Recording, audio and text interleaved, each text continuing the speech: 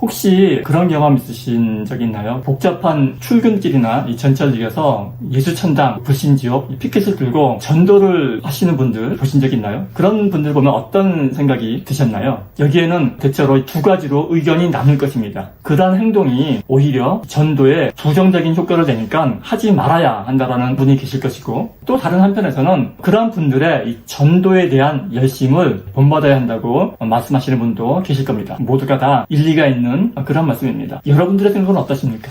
먼저 제 생각을 말씀드리자면은 제 생각은 약간 복잡합니다. 왜냐하면 생각이 조금 왔다 갔다 했기 때문입니다. 저는 군대를 제대하고 나서 비로소 신앙생활을 하게 된 사람입니다. 더군다나 이 늦은 나이에 목사까지 된 사람인지라 제가 신자였을 때와 비신자였을 때가 확연하게 구분이 되는 사람 중에 한 명입니다. 제가 대학 다닐 때 저희 집은 경기도 부천에 있었고 학교는 신천 부근에 있어서 전철 1호선을 타고 가다가 신도림역에서 지하철 2호선으로 환승을 하고 통학을 했습니다. 지금도 그런지 모르겠지만 이 당시에 전철 1호선에는 전도하시는 분들이 상당히 많았습니다. 그런데 이 전철 1호선은 저처럼 이렇게 서울 근교에서 출퇴근하는, 통학하는 사람들이 많이 이용했기 때문에 지옥철로 유명했죠. 그리고 또한 2호선은 유일한 순환선이어서 언제나 사람들이 많았습니다. 그 1호선과 2호선이 환승이 되는 신도림역 같은 경우에는 하루 이용객이 전국 최다로 기록이 될 만큼 항상 복잡했습니다. 그런데 꼭 출퇴근 시간만 되면 그 복잡한 신도림역에 예수천당, 불신지옥, 피켓을 들고 나타나시는 분이 계셨습니다. 미어 터지는 전철 속에서 모두들 이 어설바지 목적지에 도착하기만을 숨마저 참고 간신히 버티는 가운데 그분이 나타나면 사람들은 인상을 찌푸리기 마련입니다. 좁은 전철 안을 비집고 다니면서 예수 믿으세요. 예수 믿으면 천국 갑니다. 안 믿으면 지옥 갑니다. 하고 큰 소리로 외치고 다니시기 때문입니다. 여기저기서 이 쌍소리 섞인 유혹이 날아들기 일쑤였습니다. 저 또한 이 대학생 때 그 광경을 지켜보면서 아니 왜 저렇게 멀쩡하게 보이는 사람이 저렇게 힘들게 욕까지 얻어먹어가면서 저런 일을 하는지 도무지 이해가 되지 않았었습니다. 그러다가 어찌어찌 해서 제가 신앙을 가지게 된 후에 한 번은 우연찮게 어느 잡지에서 그 신도림역에서 매일같이 그 전도를 하는 그분에 대한 그 인터뷰 기사를 읽게 되었습니다. 저도 마침 궁금했던 터라 관심을 가지고 기사를 읽은 적이 있었는데 기자가 그분에게 이렇게 물었습니다. 왜 힘들게 이 남들이 싫어하는 전도를 이렇게 굳이 전철에서 하시느냐라고 묻자 이분이 하시는 말씀이 자기는 불치의 병으로 이 사망 선고를 받은 사람인데 지푸라기라도 잡는 심정으로 교회에 나가서 하나님께 기도를 해서 자신의 병이 기적적으로 완치가 되었다고 합니다. 너무나 감사해서 이제부터는 그 남은 생을 하나님을 위해서 바치기로 결심을 했답니다. 그래서 고민 끝에 자신의 능력과 그 환경 가운데서 유일하게 전도할 수 있는 방법을 찾게 되었고, 그러던 중에 용기를 내서 이 버스에 올라 승객들을 향해서 예수 믿고 구원받으라고 꾸러물 무릅쓰고 전도하고 내려오는데 어떤 사람이 조심스럽게 따라 내리며 하는 말이 자기는 사업도 망하고 삶이 너무 힘들어서 한강다리에 자살하러 가는 길이었는데 예수 믿고 구원받으라는 선생님의 말씀을 듣고 돌이키게 되었다고 고백을 하더랍니다. 그 말씀을 듣고 용기를 얻게 되었고 보다 많은 사람들에게 복음을 전하기 위해서 이렇게 매일같이 전철역으로 나온다는 것이었습니다. 비록 대부분의 사람들에게는 그 출퇴근 시간에 자신의 소리가 소음에 불과하겠지만 그날 이 버스에서 만난 사람처럼 어떤 사람에게는 정말 생명을 살리는 하나님의 말씀으로 사용된다고 생각하니 그 수많은 사람들의 눈초리를 견딜 수 있더랍니다. 저는 그 기사를 읽은 후에 그 길거리에서 노상 전도하시는 분들을 어느 정도 이해할 수 있게 되었습니다. 그래서 가끔 제 앞에서 이 노상 전도하시는 분들을 비판하는 사람들에게 제가 읽은 그 인터뷰 기사 이야기를 해주면서 이해를 시키곤 했습니다. 그런데 제가 말씀드리고 싶은 바는 지금부터입니다. 그런 생각을 가졌던 저는 이 노상 전도에 대한 생각이 이제는 좀 달라졌습니다. 좀 바뀌게 되었죠. 이러한 분들의 이 전도에 대한 열심과 하나님의 은혜에 대해서 보답하고자 하는 그런 마음은 정말 충분히 이해가 되고도 남지만 그럼에도 불구하고 저는 그런 식의 맥락 없는 전도는 그리 바람직하다고 생각하지 않기 때문입니다. 제가 이렇게 생각하는 이유는 전도에 대한 열심이 출퇴근길, 수많은 사람들이 겪어야 하는 그런 불편과 불쾌감에 대한 정당한 이유는 될 수 없다라든지 혹은 그러한 전도 방법은 오히려 역효과를 불러일으킬 뿐 전도하는 데는 하나도 도움이 안 된다라는 그런 생각 때문이 아닙니다. 그보다는 더욱더 근본적인 문제 때문입니다. 이 노상 전도는 여건상 복음의 내용을 충분하게 설명하기가 어렵습니다. 그저 결론적으로 예수님을 믿으면 구원을 받는다 라는 메시지 외에는 그 복음의 내용을 달리 전할 방법이 없습니다. 물론 예수님을 믿어야 구원을 받는다라는 말은 맞습니다. 그러나 이렇게 앞뒤 잘라서 맥락 없이 복음을 전하다 보면 필연적으로 이 복음에 대한 오해가 생기게 되고 이로 인해서 여러 가지 심각한 후유증이 생기게 마련인 것입니다.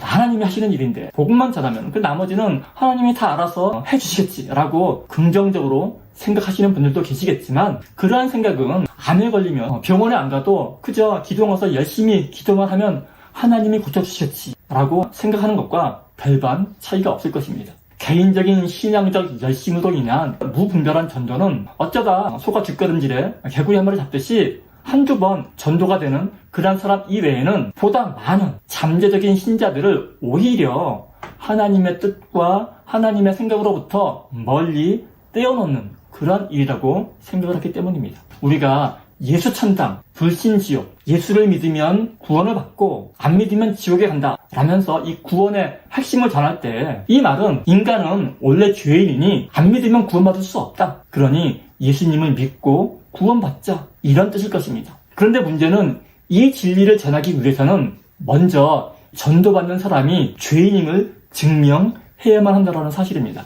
그러나 이 대부분의 정상적이고 평범한 사람들은 자기가 지옥에 갈 만큼의 죄인이라고는 전혀 생각하지 않습니다. 자기한테 지옥 갈 죄인이라고 한다면은 누구나 버럭 화부터 낼 것입니다. 성경에서 인간이 죄인이라고 했을 때 이 말은 너를 안 믿으면 지옥 간다 이런 무지막지한 그런 뜻보다는 인간에게는 아무런 소망이 없다.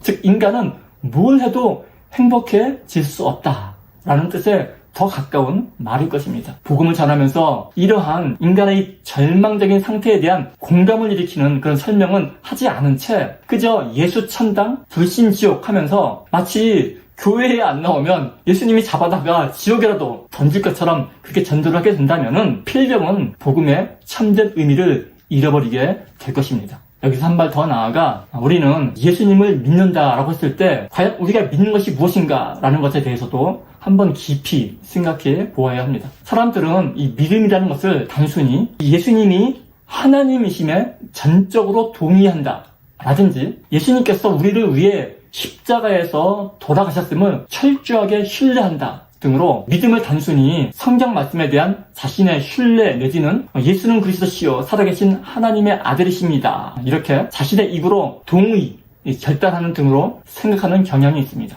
그러나 믿음은 단순히 이러한 지적인 동의가 아닙니다. 우리는 입으로는 얼마든지 예수를 의지하는 길만이 구원에 이르는 유일한 길이라고 동의하면서도 그러나 실제 이 삶 가운데서는 얼마든지 이 세상을 살아가려면 그래도 여전히 돈이라든지 미모라든지 자신의 실력이 있어야 하고 그리고 자신을 땅 가운데서 보호해 줄 수 있는 것은 이런 것들이라고 생각할 수 있기 때문입니다. 또 한 가지 믿음에 대한 오해가 있다면 이것은 주로 오랫동안 신앙생활을 열심히 하셨던 분들에게서 볼 수 있는 오해인데 우리가 오직 믿음으로만 구원이 가능하다라고 말을 할 때 여기서 이 오직 믿음이란 말의 뜻은 우리의 행위나 우리의 공로가 아닌 그런 것이 아닌 그냥 우리의 믿음 오직 믿음 이런 뜻일 것입니다. 그런데 오늘날 교회에서 이 믿음이라고 했을 때 이 말이 마치 우리의 신앙적인 열심이나 공로 행위를 말하는 것처럼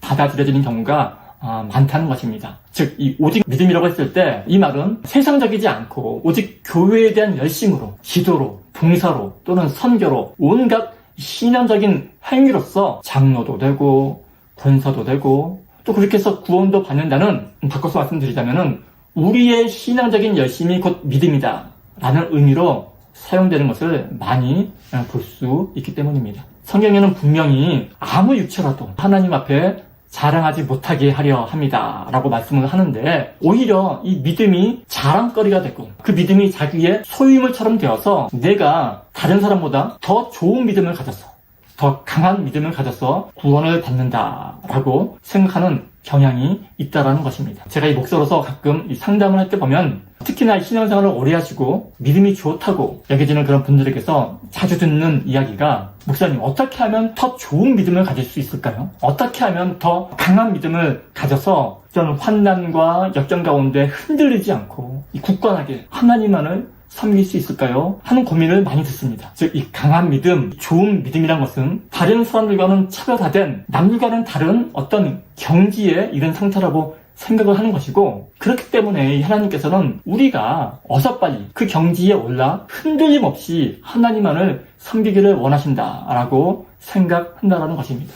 그러나 그런 의미의 강한 믿음, 좋은 믿음이란 애당초 없습니다. 왜냐하면 믿음은 오히려 자신의 나약함을 인정하고 철저하게 하나님만을 의지하는 것이기 때문입니다. 이 믿음에 대해서 이런 오해를 했던 사람은 비단 우리뿐만이 아닙니다. 성경 속에서 대표적으로 믿음에 대해서 이런 오해를 했던 사람이 바로 사도 바울이었습니다. 바울은 어떤 심각한 육체적인 장애를 가지고 있었던 것으로 보입니다. 본인 스스로가 육체의 가시라고 표현하고 있을 정도면은 사소한 장애가 아니라 눈에 띄는 심각한 장애였던 것 같습니다. 바울은 이 선교사로서 또한 목사로서 이 자신의 심각한 장애를 이 선교의 걸림돌로 여겼습니다. 그래서 하나님께 매달려 기도를 했습니다. 하나님, 저를 고쳐주세요. 저를 강하게 해주세요. 그러나 그렇게 열심히 기도했던 바울에게 주신 하나님의 응답은 난 너를 강하게 하지 않을 거야 라는 것이었습니다. 나는 너를 강하게 하지 않을 것이고 다만 그 대신에 너의 강함이 되어줄 거야 라는 것이 하나님의 응답이었던 것입니다. 그 이후로 바울은 2번 다시 자신의 장애를 고쳐달라는 기도를 하지 않습니다. 그리고 우리가 잘 알다시피 바울은 이 기독교라는 종교의 초석을 가진 위대한 사도가 되었습니다. 믿음이란 하나님을 의지하며 사는 것입니다. 그렇게 믿음은 결코 자랑거리가 될 수 없습니다. 믿음이란 결국 나는 아무것도 아닌데 그런 약한 나에게 하나님이 오셔서 나의 강함이 되어주시는 그런 하나님을 절대적으로 신뢰하고 의존하면서 살아가겠다라는 고백입니다. 우리가 예수 천당, 불신지옥 하면서 용기를 내어서 전도할 수 있습니다. 그러나 그보다 먼저 전제되어야 할 것은 그 인간의 절망적인 상태에 대한 인정, 즉 인간 혼자서는 스스로 아무것도 할 수 없는 이 나약한 존재, 무능한 존재임을 먼저 고백하는 것입니다. 좋은 믿음이란 것이 어떻게 하면 항상 담대하고 흔들리지 않고 살 수 있을까를 의미한다면 그런 의미에서의 좋은 믿음이란 없습니다. 항상 담대하고 흔들리지 않아서 그래서 더 이상 이 하나님의 손길이 아쉽지가 않은 강한 성자가 되기를 원하기보다는 오히려 늘 하나님의 도우심과 하나님의 손길이 간절한 이 가난하고 연약한 이 주인의 마음을 가지는 것이 훨씬 더 좋은 믿음인 것입니다.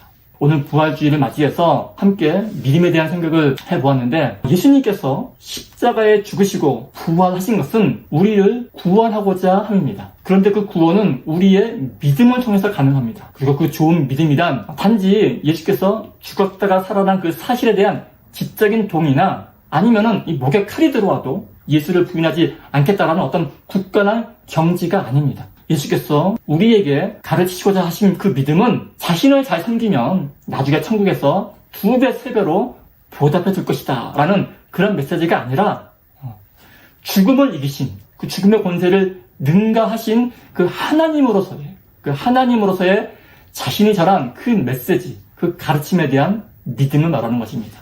그리고 그 가르침, 그 메시지의 핵심은 너무나도 단순하고 명료합니다. 서로 사랑하라. 이웃을 내 몸처럼 여기라. 진리를 알지니 진리가 너희를 자유케 하리라. 그 자유를 누리며 이 땅 가운데 그 어디나 하늘나라를 누리며 살아라 라는 메시지입니다. 오늘 부활주의를 맞이해서 예수께서 전한 복음의 기쁜 소식을 마음껏 누리시기 바랍니다.